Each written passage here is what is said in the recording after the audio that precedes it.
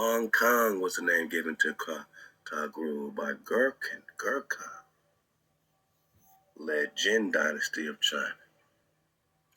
Wang means king or prince during the 13th century. Toghrul was one of several Asian leaders. Where's Asia?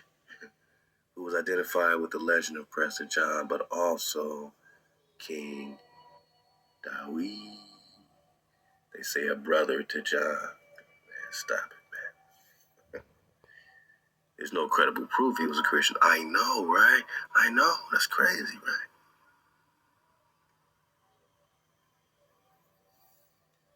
So you telling me that as the story starts to unfold, right, as we start to see clearer and clearer, because we got that dragonfly perspective, we see clearly. Genghis Khan. See, no one really doubts, did Genghis Khan really live or not? Nah. He's just a crazy Mongol going around conquering everybody. A conquering Mongol. Let's talk about the Karkatai, right? Because the successor of Toghrul was Kara, right? Q or K, Kara. Okay, back it up.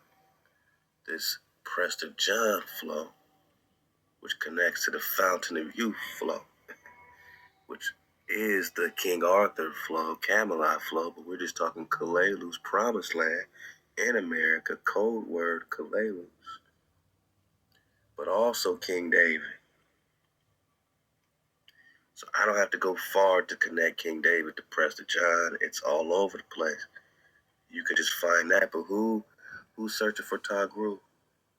How many niggas out there digging on Toghrul? Come on. Understanding that that's Prester John, understanding that that's King David, understanding that that is who Genghis Khan is rolling up on. King David. But which David? I don't think it was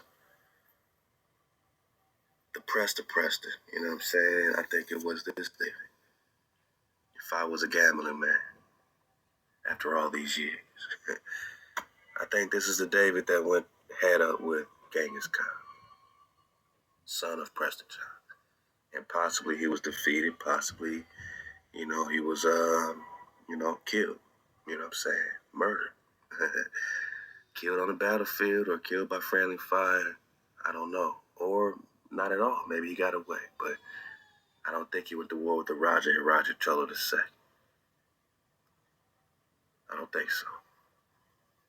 Or, he did, but possibly this is the David that lost in that particular incident, you know what I mean, that we keep hearing about.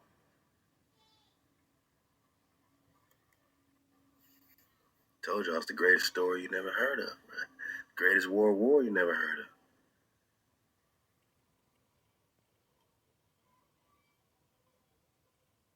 of. Toghrul was defeated by Genghis. King David, or Exarch David, son of Roger. And it says Toghrul's son, Nilka, or what they said before, Nilka Kara, fled through Toghrul territory. Toghrul territory, again, is in North America, or India Superior, also known as Tanduk, right? Florida, Tangul. Florida, Tangul. Florida, Mexico, Tangul.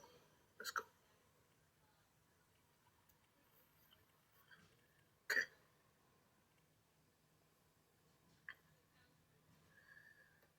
So Prester John's son fled through Tangul territory. And although the Tanguls refused to provide him with refuge and he raided their territory, Temujin used this as a pretext to raid Western Shia. So what was it about Nilka that he couldn't get the Tangus to rock with him. I never heard of this Nilk, right? So I don't know. I mean, did he, turn his back on his people or something? I mean, something happened because normally you would think the Tangus would be rocking with him. Raided their territory. Okay, well, there we go. Temujin used this as a pretext to raid Western Shia. The resulting attack in 1205 caused one local Tangu noble to defect to the Mongols, the plundering of several fortified settlements and livestock. All right, then 1206, Temujin, or Genghis, is proclaimed Genghis Khan. Now he got the Khan. Who did he take the Khan from? Wang Khan, right? This is the Khan he took right here. Supplanted and took the same Khan, stole that Khan, oppressed the Khan, ruler of all Mongols. That's the Khan of Khans, right? Because the Mongol means great ones, marking the official start of the Mongol Empire. So the Mongol Empire, as we know it, did not officially start until the defeat of King David, Toghrul.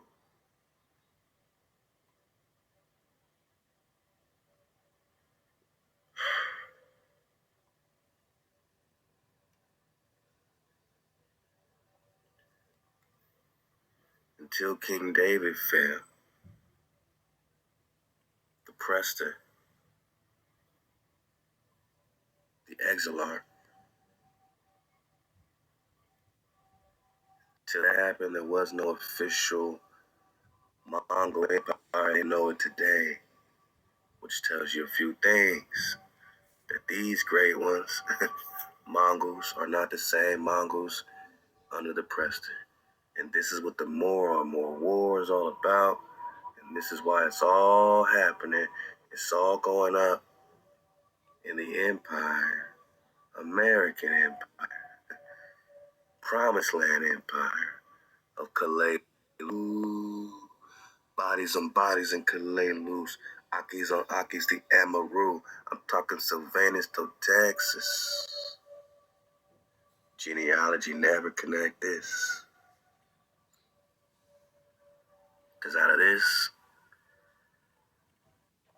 comes the Israel flow, right? Israel the third went to the Toltec lands of Mexico. Sylvanus to Texas.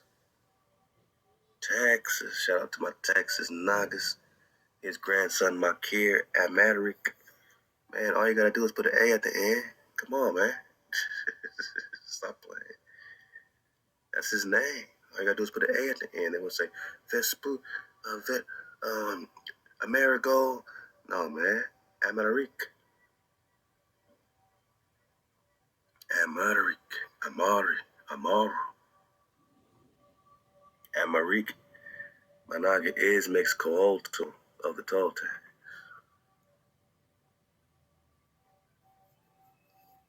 These are Davidic Khans, Khans of David. Sylvanus Totaxis is the son of who? David. Solomon the Builder is the son of who? David. Amaric. All this flow are Davidic Khans. Grandfather Tapuzin, who is Israel the Seventh, Idwal, or prince or priest of Quetzalcoatl, who the Mormons call JC. This is their JC. Quetzalcoatl. That's the Mormon flow.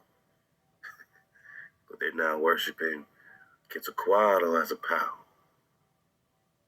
Nah, man. This is Quetzalcoatl is a priest king. And his priest is Tapuzin, who is the grandfather or the grandson of Mixcoatl, Amaric, who America got his name. Who is the grandson of Israel the Third. Back to the swans and the swan boats and the swan knights. Let's go. Let's go. Back to the swans, right? The Night of the Swan. And that might gotta be next. Right now we're focusing on Atlantis and the Moorish wizard who's riding on a wonderful winged horse. Alright.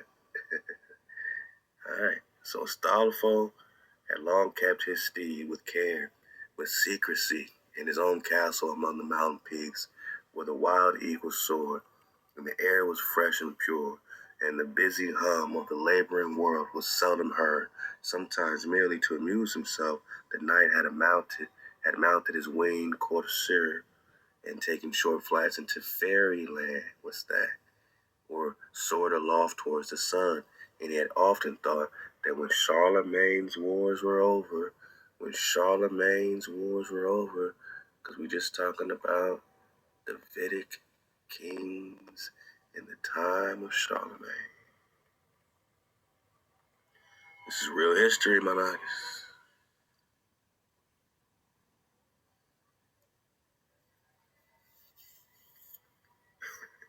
Come on.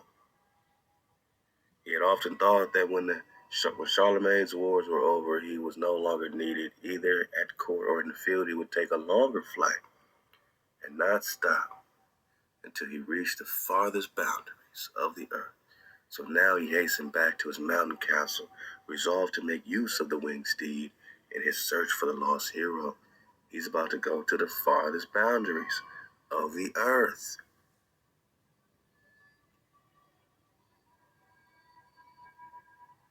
At Astolfo's command, the wanderer's horse was led out of the marble halls where he had been stabled and accoutred for a flight longer than any he had ever taken. It was early morning, the sun was rising, dripping from the waters of the great Midland Sea. The crags and peaks shone like burnished silver against the dark blue sky. The crimson clouds turned golden and then melted away into nothingness. The mountain eagles flew down from the rock-built eyries and screamed around the hero and his steed, and then soared high toward heaven, and as if daring him to a loftier flight. Astolfo vaulted into the saddle. The noble steed spread his wings and leaped into the air. Upward and still upward he soared into the green fields of France, and the rugged mountains of the snow-crowned peaks dwindled almost out of sight. The screaming eagles were left far behind. The great sun seemed not much higher. The sun ain't that high, bumps.